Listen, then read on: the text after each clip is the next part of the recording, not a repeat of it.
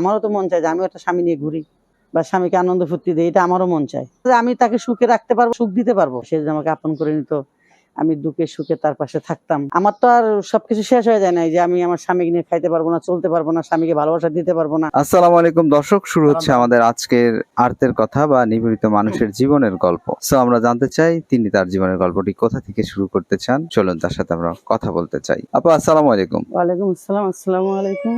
ওয়ালাইকুম আসসালাম। তো আপু, আপনার নাম বলে আপনার জীবনের গল্পটি শুরু করুন। কোথা থেকে আপনার জীবনের গল্প বলতে চাচ্ছেন? আমার নাম হলো জিয়াসমিন আক্তার। আমি আসছি মানিকগঞ্জ থেকে, সিঙ্গার থানা। জীবনের কিছু কাহিনী নিয়ে আসছি। আমার জীবনের কিছু কষ্ট আমি দর্শকের সামনে তুলে ধরতে চাই। আমার এক নম্বর কষ্ট যে আমার বাবা মা আমাকে অনেক কষ্ট করে বিয়ে শাদী দিছিল। অবশ্য সেই স্বামী আমার ভাগ্যে ছিল না, স্বামী মারা গেছে। আমি একটা বাচ্চা নিয়ে অনেক কষ্টের মধ্যে আছি। এই কারণে আজকে আমার আপনাদের কাছে আমার আশা। শুনছি যে এই জায়গায় গেলে নাকি অসহায় মানুষেরা অনেক সাহায্য সুবিধা পায় বা পাশে কেউ দাঁড়ায়, এই জন্য আমার এখানে আসে। সাহায্য এখন আপনাদের মাঝে আসলেই, অসহায় মানুষরা যদি আপনাদের মাঝে আসে, আপনারা তাদেরকে অনেক দর্শকের সামনে তুলে ধরেন, তাদের কষ্টকে শেয়ার করেন। আমিও আমার কষ্ট শেয়ার করার জন্য দর্শকের সামনে আসছি। এখন যদি কোনো মহম্মদ ভাই বা বোন থাকে আমার পাশে দাঁড়ানোর জন্য বা আমার বাচ্চাকে হেল্প করার জন্য। বাবা নাই, মা আছে, মা অসুস্থ।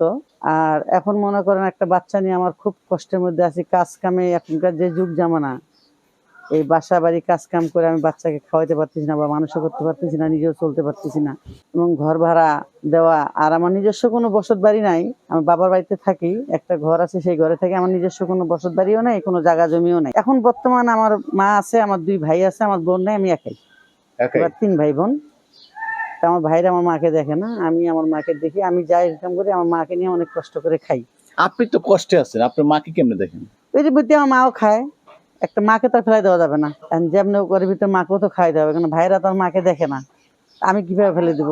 মেয়েরা তো কখনো বাবা মাকে ফেলাই দেয় না, দিলে ছেলেরাই ফেলাই দেয়। তো এখন মনে করেন আমি অনেক সমস্যার মধ্যে আছি। যদি আমার সমস্যা কোনো ভাই, কেন আপনার হাজবেন্ড কো? হাজবেন্ড মারা গেছে। হাজবেন্ড মারা যাওয়ার পরেই তো আমি বাচ্চাকে নিয়ে অনেক কষ্টে আছি। বিয়ে শাদী বসে নিয়ে, বাচ্চা ছোট ছিল, পরে বিয়ে শাদী করলে যদি আমার বাচ্চাকে মানে না নেয়, তখন আমার বাচ্চাটার কি অবস্থা হবে? এটা এখন আর সমস্যা নাই, ছোট এখন বাচ্চা নিজে করে খাইতে পারবে। তখন তো বাচ্চাটা যদি নিয়ে বিয়ে করতাম, কেউ যদি আমার বাচ্চাকে অবহেলা করতো, তখন তো বাচ্চা করে খাইতে পারতো না। এখন যদি আমার বাচ্চাকে মানেও না নেয়, তা আমার বাচ্চা তো নিজে কর্ম করে খাইতে পারবে। এখন আপনি আসলে কি চান সেটা একটু বলেন তো। এখন আমি চাই যে আমার পাশে যদি কেউ দাঁড়াইতো, আমার বাচ্চার পাশে, আমার পাশে, তাকে আমি আপন করে নিতাম, বা সে যদি আমাকে আপন করে নিত, আমি দুঃখে সুখে তার পাশে থাকতাম। সেও যদি আমার দুঃখে সুখে আমার পাশে হাতটা বাড়ায় দিত। এরকম তো অনেক অসহায় মানুষ আছে, বা এরকম অনেক অসহায় লোক আছে যে বউ বাচ্চা নাই, বা বউ থাকে নাই, চলে গেছে বা মারা গেছে, এরকম তো অনেক লোক আছে। এরা যদি কেউ আমার পাশে দাঁড়াইতো, আমার বাচ্চাটার পাশে, আমার বাচ্চা হিসেব না, আমার পাশে যদি কেউ দাঁড়াইতো, আমিও তার পাশে দাঁড়াইতাম। বাচ্চাকে নিবে কি না নিবে সেটা পরের প্রশ্ন। এখন বর্তমান যে আমার তো একটা মন আছে, বা আমার একটা চাহিদা আছে যে আমার একটা স্বামী থাক, আমি স্বামীকে নিয়ে আনন্দ ফুর্তি করি, স্বামীকে নিয়ে চলাফেরা করি, সব নারীরাই চায়।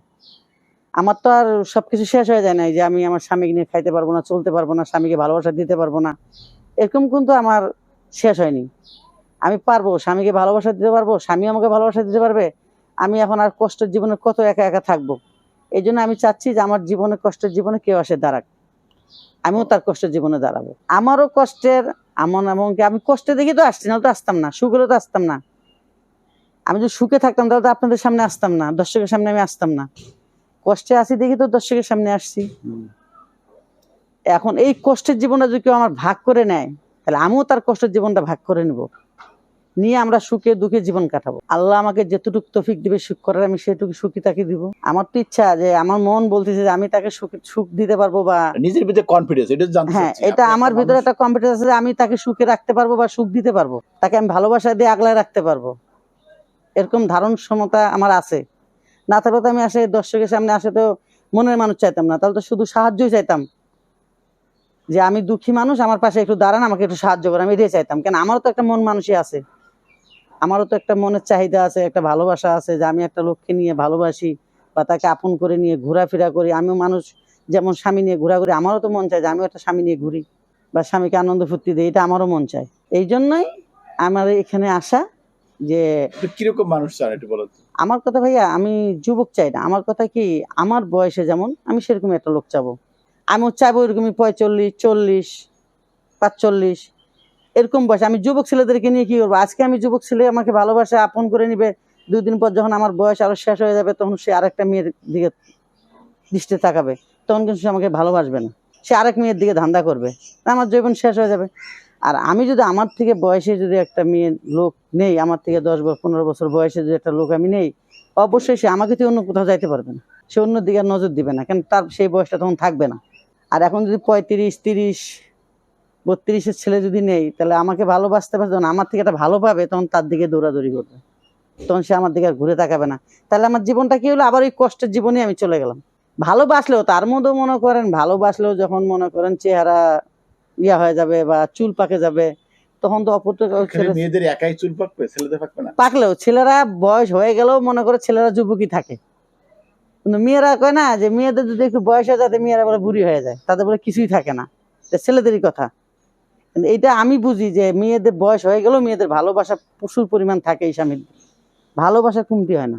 না, আমি যেন আমার স্বামী যায় আমাকে নিবে আপন করে, আমি যেন তাকে নিয়ে ভালো থাকতে পারি, তাকে নিয়ে যেন সামনে আগাইতে পারি, সে যেন আমার শক্ত করে আমার হাতটি ধরে, আমিও যেন শক্ত করে তার হাতটি ধরতে পারি।